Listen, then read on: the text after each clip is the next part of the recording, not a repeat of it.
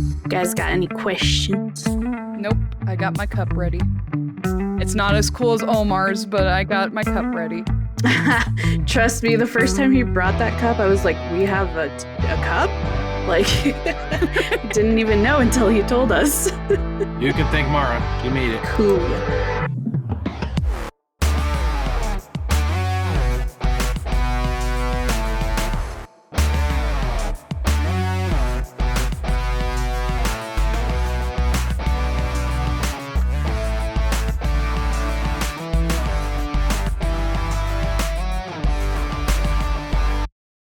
Welcome to another episode of Anime and Tea Podcast. This episode, we're actually just decided to do this, and we're going to go over the Crunchyroll Awards. Oh my god. We're going to go over basically the nominations and then the awards themselves, and we're just going to put our take on it, whether we agree with it or we think that there should have been others that should have been nominated. Now, just keep in mind the awards themselves go from fall of 2021 to spring of 2022. So if you're probably wondering, like us, why Chainsaw Man isn't on here, that's the reason. The reason is because it does not fall within that range. But there are a couple other ones that we'll probably bring up, so just keep that in mind. And today joining me is Caroline and Omar, and we will start off with what's in your guys' cup. You want to share what you've got in your cup first? Sure. Currently I'm drinking Powerade. Blue Powerade? Best one. Excellent flavor. It refills your mana. Refills your mana. Exactly, Omar. And for me, just because of it being Crunchyroll and it being after COAF, I decided to go with a UCC coffee with milk drink. Yeah. It's delicious. I love them. Fancy. I'm spending the day hydrating, so I'm drinking water out of a massive mug to make sure I get enough in today. Stickers are courtesy of my daughter. Aww. That's adorable. Oh my gosh. Let us start off. So for the Anime Awards, we're going to start with the Anime of the Year. Now, the winner was Cyberpunk Edgerunners. Nominees is Cyberpunk Edgerunners, Demon Slayer, what was it? The Entertainment District? Yes, Entertainment District Arc. Attack on Titan Part 2, Licorice Recoil, Ranking of Kings, and Spy Family. So what do you guys think? I feel like this one kind of was actually good. Like, it was a good choice. I agree. Cyberpunk was like a good one where a lot of people started watching it and they were like, oh my god, anime and stuff like that. But I mean, like, Ranking of Kings, that one's always my favorite, so I was like, ugh. But I can understand not many people, unless you watched it, not many people liked it, would watch it immediately because of the way it looks. Because you can't be thirsty for the main character. Maybe, you know what, Omar? I feel like you're getting somewhere now. Like, that might be it. I'll put this, like, you can be thirsty for the main character. You should not be. Yeah, there is a difference. FBI, definitely. We're here to inspect your house. FBI, open up! Yeah, so that's probably why it's not as well received as it could be, because there's, he still looks like a little toddler. It's just they're doing him dirty. That kind of makes sense. I would agree to that. And I mean, like, out of all of Cyberpunk's,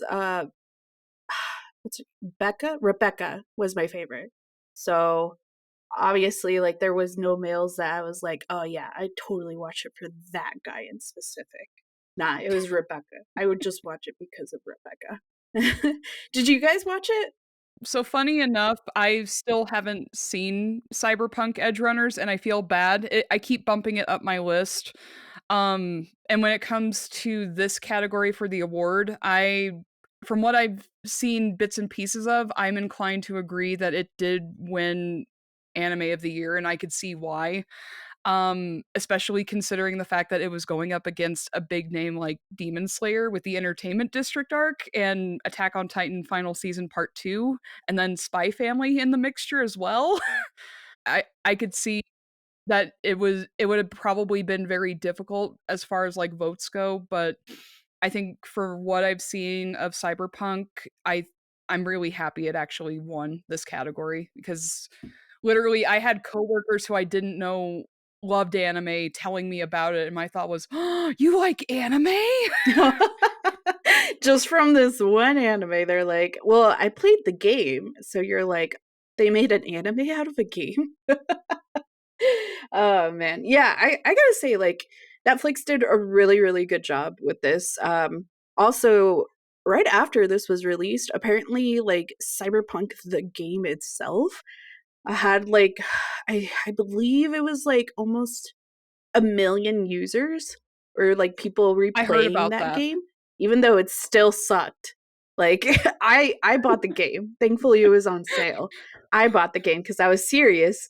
And I was like, oh, you know what? Yeah, this is not my type of game. Like immediately my first mission, it was a glitch, and I was like, why? Why give me the hopes? Uh but yeah, I think this one was a good pick for everyone. Like good anime Anime to of the be year. anime of the year for sure. The next category we have best original anime. The winner was Licorice Recoil, which I did watch. But the nominees we have Birdie Wing, Golf Girl's Story, Healer Girl, The Orbital Children, Vampire in the Garden, and Yurei Deco. Now I'm very curious, like what is considered an original anime? You know? Like any thoughts on this? Like what does that mean in anime? I thought it was just meant there wasn't a manga, like it wasn't based off a manga or a light novel. Oh, okay. I could see that now. That makes That was sense my thought because I've too. never heard of any of those nominees. I've heard of the Birdie Wing one, but I would definitely not watch golf. That's not my type of sport. I did have you guys watched it, Licorice Recoil? Mm-mm, I haven't, but I've heard good I things tried about it. really hard to get into it. I don't know. I could not get into it for whatever reason. No? It might have been I just might have been in a distracted mood at the time, so I couldn't get into something new. It's on my list to try again, but I just couldn't that first couple episodes. I feel you, Omar. I watched the first episode and I was like, this is definitely not my type of anime. But like I heard good things about it and I was like, okay, let me rewatch it. Let me start all over, which tends to happen a lot, not gonna lie.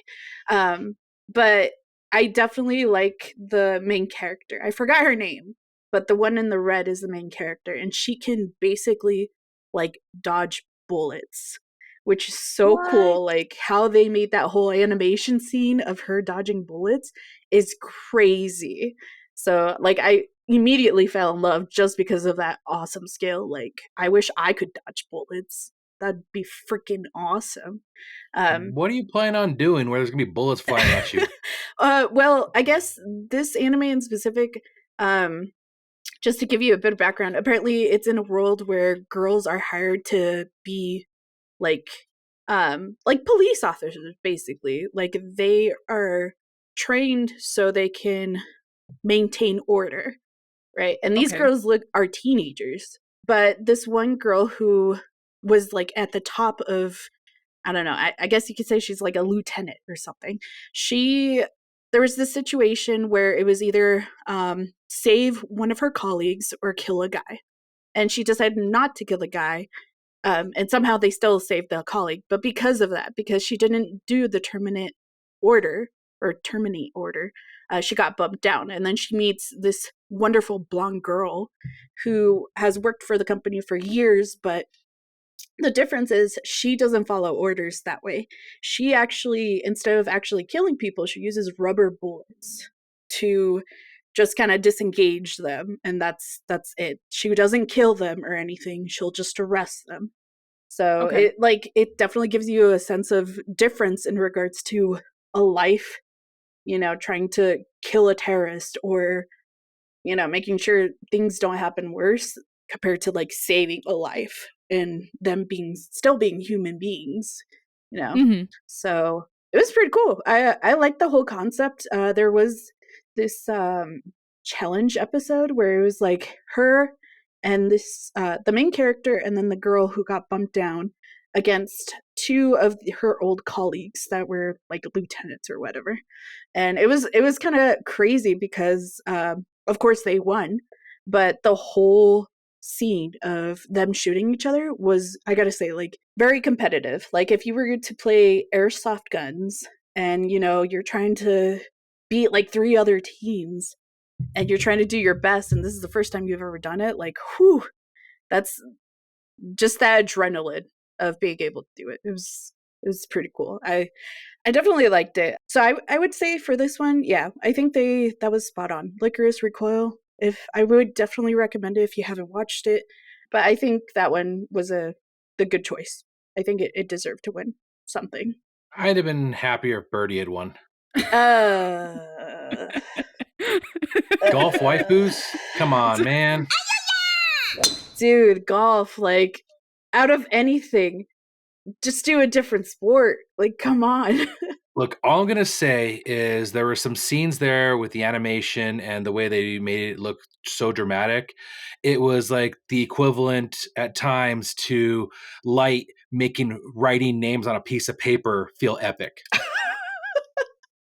If we can make somebody filling out their diary an epic anime moment or eating a potato chip, that was kind of what it felt like during some of the stuff they did with the animation of Birdie. Oh And so my gosh. I think it got a little bit slept on.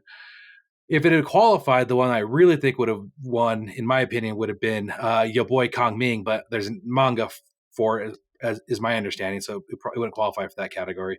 But that one's a sick one that gets way overlooked.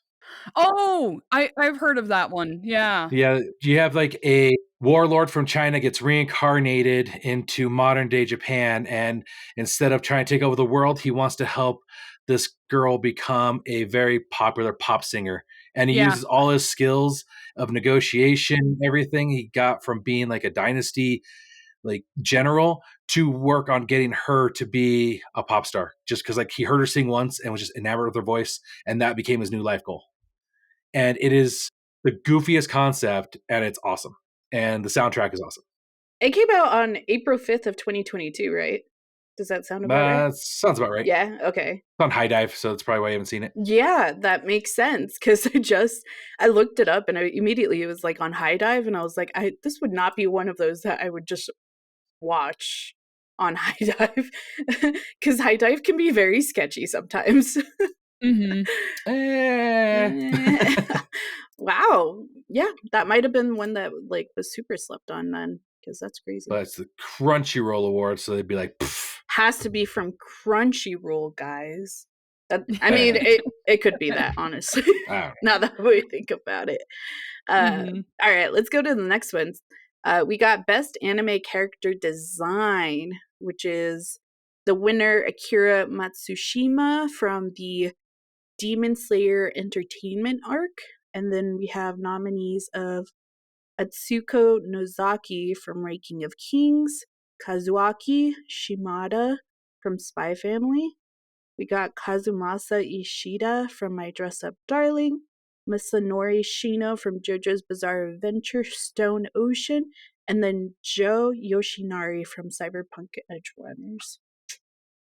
Who is Akira Matsushima is my question. It sounds really familiar, and I feel Did they bad. say for Demon Slayer? Yeah, I think these people are the designers. Oh, that makes sense. Not characters. Okay, well, the good part is I failed. I was like, I don't like, are they saying like character design as in like the actual character? And I was like, I do not remember someone named Akira in Demon Slayer. That makes no sense. It's the person. Yeah, that's like what the character designers. Makes sense now. That makes sense. And I think that was a good call. Like between that one and maybe My Dress Up Darling. But I think just the spectacle that was the Entertainment District arc and with how many characters were introduced. Yeah, I could definitely see that. Because like you had Tengen like had a brief introduction before, but you actually got to see him like live. And then you had new variants of the three main heroes. You had all of Tengen wives, and then you had two the two demons. And so I just the way that reading the manga and seeing how they brought them to life in the anime, I think that was definitely deserved to win for best character design. I I'm agree. inclined to I know that agree. you mentioned the manga. Yeah, you're inclined.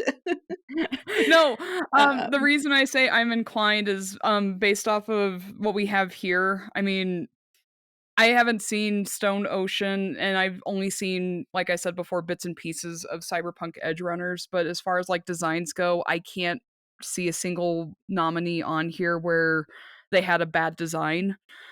But for Entertainment District, the reason why I would say they probably were able to bump it up for winning would probably be because of the cast of characters that are introduced in this arc alone. And the fact of having our main characters with additional designs.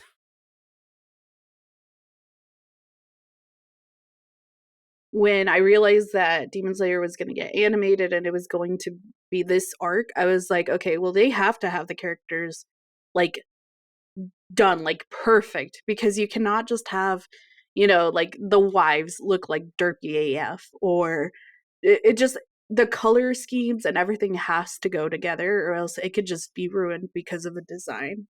So And don't forget, that's also where we got dummy thick Nezuko. yeah, that's Yeah. true. That nearly got all the social justice warriors up in arms who had not been watching anime until they saw Demon Slayer. Yes. Don't forget that. And then the three wives, you have to have three. You just have to. Zenitsu was so mad. All right, we will go to the next one. We have best animation, and of course the winner was Demon Slayer from the entertainment arc.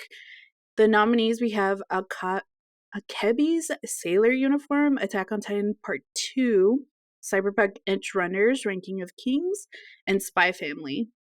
Now, here's my 2 bits for the best animation. I understand that Demon Slayer is amazing. I don't doubt that. I love it. I really do. But I do feel like there were a couple other animes that were just as good that were slept on just because not many people watched it, maybe. One of my favorites was definitely Jobless Reincarnated. The animation in that is cool in regards to the fight scenes, but it's just not like poppy. Like, and when I mean like poppy, I meant like color popped from compared to like, the entertainment arc or cyberpunk, stuff like that. And I feel like that's what people vote for, is like what has like those colors that pop, or like animation, like being able to animate the fight scenes perfectly. But I do feel like a lot of them were slept on just because this one came out. Like, I feel like there could have been other nominees that would have been just as great. That's a fair point. Like, if you ever go into like a Best Buy, which I bring that up because I was literally there today spending like all my money. But if you go to the TV wall, everything is set up just to be as bright and as colorful to catch your eye as possible. Yeah. And so that's because we're just as, I guess, natural instinct. We just gravitate towards it. So even if there was something that had like gorgeous, beautiful all hand drawn animation, super smooth and everything, it might get slept on because of the spectacle that is some of these flashier anime. That being said, I still would have voted for Demon Slayer, but you definitely make a great point. Yeah, like for example, like, what is it? Tact OP Destiny. Sorry if I say that wrong, but TAKT. I guess that's Tact. I feel like that one was very beautiful. It does have that pop color, but if you're not like into music, or maybe like that one did get slept on, I feel like that one a lot of people would have loved if they actually watched it, because of like how bright the colors are on a lot of these I guess these fighter girls or whatever. I don't really know how to describe them. Another one that I feel like no one really watched was Mirako-chan. Have you guys heard of that one? Oh yeah, I That's saw a decent amount of it. that's the It one used to be a where webcomic. she has the ability to suddenly see ghosts, and they're very horrific looking, right? Correct. Mirako-chan? Yeah. Yeah, and I Yep. feel like that one for the animation, like horror wise, I feel like that would have been a good nominee too. Because I'm not huge on 3D. I really am not. Like sometimes it works good and sometimes it works bad. But the Mhm. presence of the horrifying like ghost in that was made really good, that where it's like not attached to how they look, and it's like you Yeah. could look at it and be like, oh my god, like that is 3D and it looks creepy AF. Like I don't know, I feel like that would have been a great nominee too. Just double checking with that one, is that one actually on Crunchyroll? Yeah.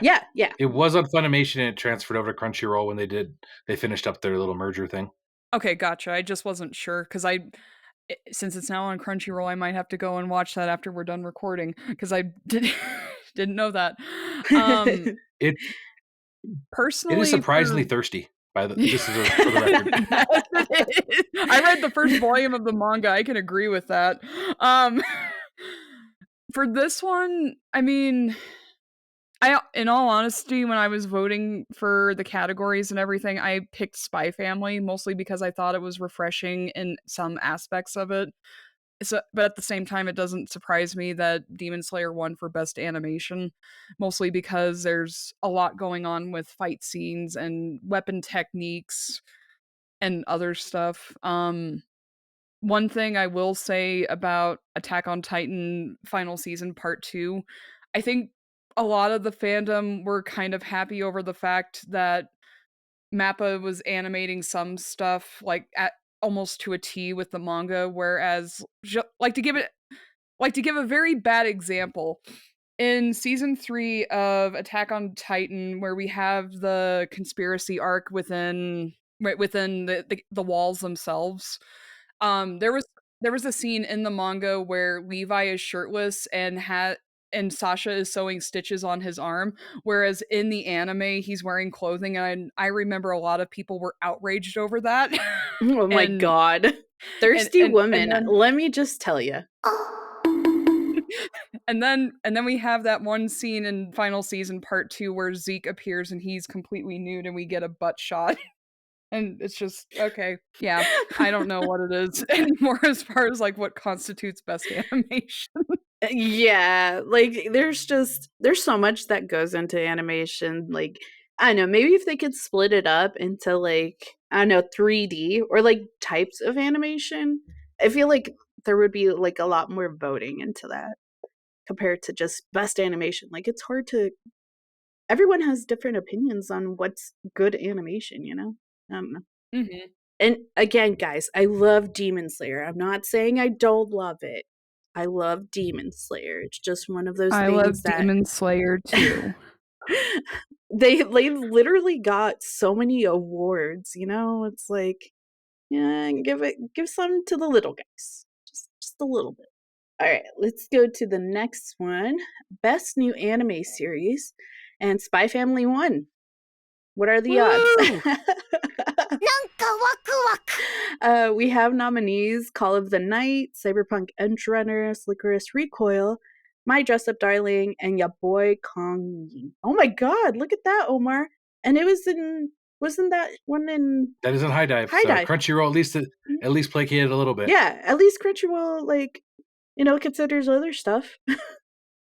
That's pretty crazy. Well, I do love Spy Family. I'm not gonna lie. Now, I do feel like My Dress Up Darling should have been the best new anime series. That's just my opinion, though. I've talked a lot, so I'm gonna let Caroline go first. Okay. 'Cause I have a few opinions. So for me, I was really torn on this one because when I actually did the voting for this, I was torn between My Dress Up Darling and Spy Family, and I ended up flipping a coin and it landed on heads. So that meant I voted for Spy Family. And the reason why I picked that was because well, the reason I was torn between those two, I mean, I love both of them. One's a cosplay anime, one is comedy but also found family, and I think it's because of that found family aspect that Spy Family probably won as far as like a best new anime series goes. um there's action, there's a little bit of everything. I I mean, either way, I'm happy because something I picked won in some capacity. That, and I think it's adorable. Yeah, I can understand. Like Spy Family, it is adorable. Like you said, it does have a little bit of everything. I just, in my mind, like My Dress Up Darling, that one has so many connections to the anime community. I feel like Mhm. I love it because of that, and that's why I was like, man, this one would be like a great best new anime series where like people Oh, who yeah. cosplay could get into and stuff like that. Also, I don't know why Call of the Night is on here. I've read it, I've watched it, but this stuff I would not say it's the best new anime series. Like if I could switch this out and put like ranking of king, I would accept it. But Call of the Night, like Or Chainsaw Man. Wasn't out yet. Didn't qualify.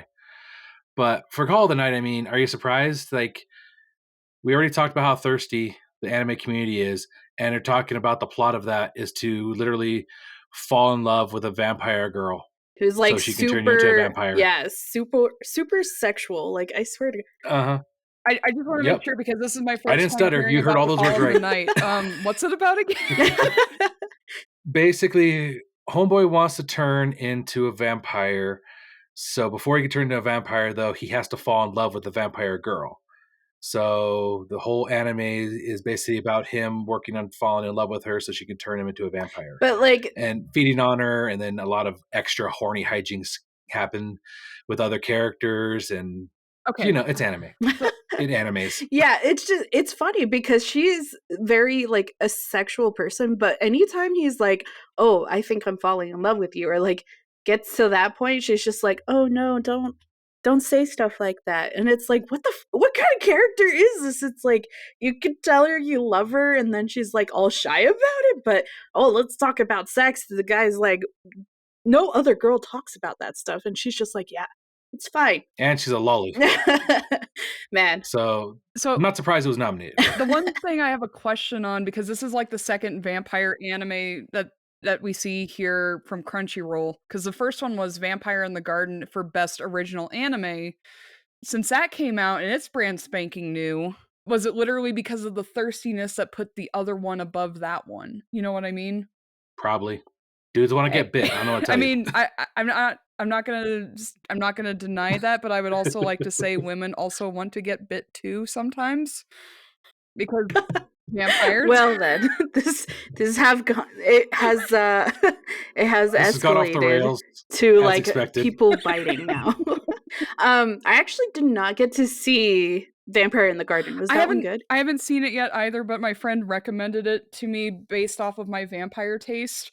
Because I like vampires. I loved reading Dracula. I love Helsing. I like vampires in media. The only time I don't is unfortunately Twilight, but that's not the podcast for that one. Isn't the Vanitas one? Isn't that one a vampire one too? Is it? The Case of I don't know. Vanitas. I'm pretty sure I watched one episode, but I don't know. Did that one come out in 2021? No, I think it came No out idea. Now I'm curious. before that. I don't know. Everything that happened between March of 2020 and now March of 2023 feels like it was all the No, same I year. So I agree. couldn't tell you. I feel that. I'm just oh, the case study of Vanitas. That's what it is. That one came out 2021. Okay, so no wonder. You were right, Kim. And that one is about vampires. It is Yeah. about vampires. Okay. I will bump this up my list then because I did not know that part. Yeah, that one's it has some vampires and I heard some werewolves on the new season or something like that. So it's interesting. Real quick before I forget, because I haven't actually thrown out my opinions yet on what actually happened on this category. Please. Because we got really sidetracked. I'm just gonna say I agree with you, Kim, that I think I would have given the edge to My Dress Up Darling over Spy Family. Like I love both of them. Actually, most of the ones on the list, there's actually a lot of good ones on there. So I'm not too upset with the nominees. I would have preferred, kind of to your point, My Dress Up Darling, because of how it does relate more to like the anime community and the cosplay community specifically. But I think beyond that too is also the extremely positive and like messaging that it also throws out Agreed. there of acceptance. And, Marin specifically goes out there and just, goes off on some dude who's making fun of other people. And there's a lot of positivity in there and a lot of acceptance in there that I think gets a little bit missed because of just how much of like the spotlight Marin's costume steals. Mhm. But which is fair. Yes. Trust me. Yes. But it's a very wholesome story. And I think that one I would have given the edge because it relates, I think, a lot more to. There's a lot of people out there who feel like Gojo, Yeah. and it let a lot of people know, whether they realize it or not, that it's okay to be like Gojo. Mm-hmm. There's still people out there who will love you as Mhm. you are, and you don't have to feel ashamed for your hobbies or anything. Also, Like that. I feel like it gives the idea that girls don't want a guy who just like likes them for their looks or their cosplays, stuff like that. Yeah. It's more like if you're supportive, that's what they want most, is like a supportive boyfriend that is willing to like do everything to help someone out. Mm-hmm. Especially when it comes to cosplay. That shit is so like it takes up so much of your time, and if Oh yeah. amazingly, she's lucky enough to find someone who can sew her stuff. But like on the other aspect where you're just barely learning, you don't know enough like information to how to start off. Mhm. Like it's nice to have that support. Yep. And people kind of forget story wise, like Gojo doesn't just help her with the cosplay. Like there's that little mini arc there where they're helping the other cosplayer, Yeah. and then he takes that time away from both of them to help her little Yeah. sister, Oh, I remember. the one with the giant boobs who can't fit in any cosplay, and yet he finds a creative way to still help her outside of everything else. So you can tell that he's not just helping because he cares so much for Marin. He just cares about Mhm. everybody. Or trying to and get will all the do everything. girls. So it's just it's super wholesome. Yeah. And Oh, so yeah. I think it would have been nice for it to win just because of we don't see enough of that stuff really get to the forefront. I agree. Same here. Thank you, Omar. You brought in some other aspect other than it. Not just thirst. not just thirst. All right, let's go to best continuing anime series. Of course, the winner is One Piece. No shock there. Nominees, we have Attack on Titan Part 2, Demon Slayer District Arc, JoJo's Bizarre Adventure, Kaguyama-sama, Love is War. I said that wrong, sorry. And then Made in the Abyss, The Golden City. Does anyone want to start this one off? I think One Piece is overhyped. There, I said it. I'm not a One Piece person, right? But I'm surprised the movie isn't on here because honestly, the music in that movie like made me kind of like One Piece, just like a little quarter much because of the music on there. Like, was pretty cool. Mhm. But other than that, I will never watch One Piece. Never, ever. I do feel like Made in the Abyss would have not saying it would have like won, but I'm glad that they add that as a nominee because not many people have watched it, and I feel like that is a good anime for like as a continuing series because unless you know what's going on, like shit's getting real. Shit is getting real in that anime right now. Yeah. And for me personally, I mean, I could go. This isn't the time to talk about my relationship with One Piece, but for the nominees that we have here, I think it would have been better if Demon Slayer had been the winner for this one, mostly because I mean, we've kind of talked about it before as far as what happens in this arc, but I think it would have been interesting to see it be the winner instead of One Piece personally. That's just my thought. I mean, I'm exceptionally indifferent towards One Piece. Like, I don't mind it, but there's just too much of it for me to be willing to jump into and watch all of it. Same. It's just too long. I don't got that kind of time. If I did, maybe, but I don't. Made in the Abyss, I haven't seen. I really want to see it. The problem I have is I'm debating if I want to watch the anime or if I want to play the game. There's a game? Yeah, it's Made in the Abyss. So that's why I can't decide. I'm trying to think. I want to find out which one. I need to find out which one's going to hurt me more emotionally, and then that's the one I want to go with. Definitely the manga then. So we'll see. But I would say for continuing series, honestly, Kaguya-sama is the one I wish had won that one, because Kaguya-sama is freaking awesome. I love every part of Kaguya-sama from beginning to end. The whole thing is just hilarious. And just watching these two wannabe type A personalities who are actually both type B trying to figure shit out about who likes who and who's going to confess is hilarious. And the side characters, man, they steal the show a lot. And I love that show. It's not violent. It's goofy. It's fun. It's a nice palate cleanser from some of the other trauma that we get from some of these other ones. So I like it. I kind of wish that had won, but like I said, nothing against One Piece, but Kaguya-sama would have been mine. Also, Omar, I just want to tell you that I relate when you said that you wanted to invest in the one that will give you the most trauma and hit you in the feels the hardest, because that's kind of how I go about trying to decide what I want to get in first sometimes. Yep. I just want to feel alive again by hurting myself. I need something to match Nier Automata's level of crushing me. Hurt, no comfort. Wow. I love that you guys also enjoy watching stuff that makes you like question your life and like make you cry, because like I love watching animes like that. Oh yeah, I've had an unending existential crisis for years now. It's fine. By the way, Made in Abyss is apparently on Nintendo. Is this true? On the Switch, it's on PS4 too, I think. Ooh. I mean, does it go as far as what it is right now, like the Golden City? I don't know. I know there's another game coming out, so well, that's what I gotta decide. I don't know which one yet. Yeah, I'm not sure which is farther. I read the manga, so right now where I stopped at the manga is where Made in the Abyss is. So it's interesting watching it. But I definitely enjoy it because, you know, when you read and there's like action scenes or things that are like starting to tense up and you're just like, wonder how it's going to look like animated. I think they did a perfect job animating that. It's like gruesome in a way that it's like there's still children involved. It just makes you question what you're watching. If you haven't watched it, I would definitely recommend Made in the Abyss. Again, it's gruesome though. Just remember that it's not a children's movie or show, I should say. It's definitely not for kids. And I'm also a huge JoJo's fan, so I feel like it just did not get as much hype Stone Ocean wise, because it gives me the feeling, because it's mostly like females main character and stuff.